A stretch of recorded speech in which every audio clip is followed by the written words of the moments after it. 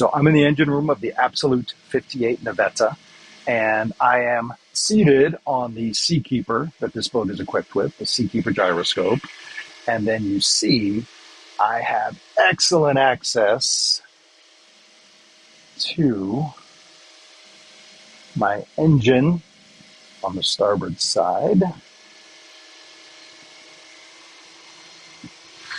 I have access to my generator, all of my batteries behind me, and very good, comfortable access to my other engine. And another thing I like about Absolute yachts is you can fill the boat from either side, and the two tanks are designed to level. So the fuel will flow from one tank to the other and stay level. That's nice. So whichever side is convenient to access your fueling port from, you can do that on an Absolute.